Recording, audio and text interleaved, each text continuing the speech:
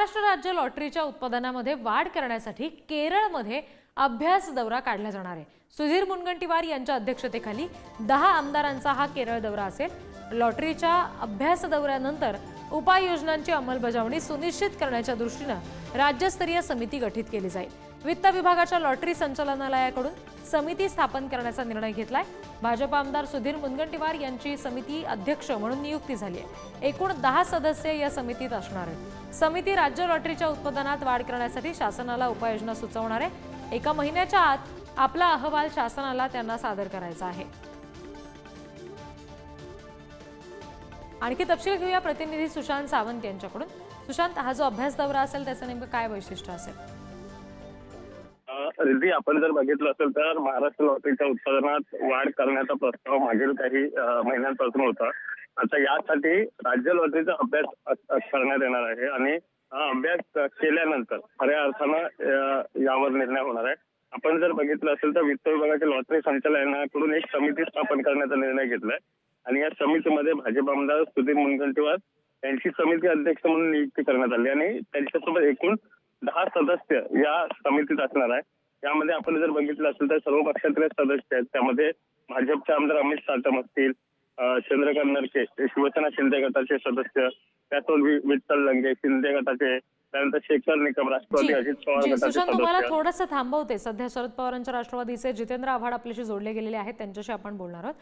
जितेंद्र आव्हाडजी, आपण बघतोय केरळ दौरा आता आहे, मुनगंटीवारांच्या अध्यक्षतेखाली समिती स्थापन झाली आहे आणि लॉटरी संदर्भात संचालनालयाकडून थेट समिती स्थापन करण्यात आली आहे, त्याचा अभ्यास दौरा आहे।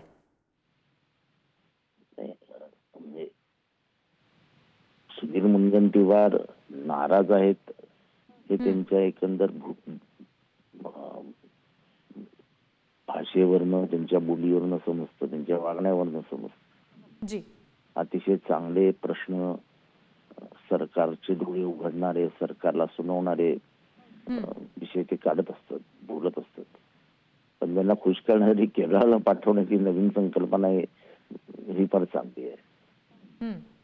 आपला एक तर रेव्हेन्यू डब्यात चाललाय, डब्यात कालच कॉन्ट्रॅक्टर्सनी पत्र दिलंय की 89,000 कोटीचे बिल पेंडिंग आहेत, आम्हाला 1 रुपया मिळत नाहीये, 8 दिवसात काय तो निकाल घ्या, नाही तर आम्ही काम बंद करू।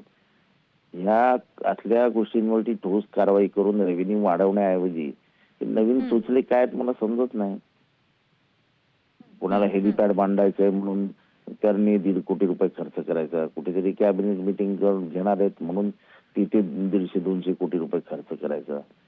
बाकी सगळ्याचं सोंग आणता येतं, पैशाचं सोंग कुठून आणणार आहे सरकार मला कळत नाही। आणि एवढं काय म्हणजे असं केरळाचं काय मोठं लॉटरीचं उत्पन्न जे महाराष्ट्रात कमी होणार आहे,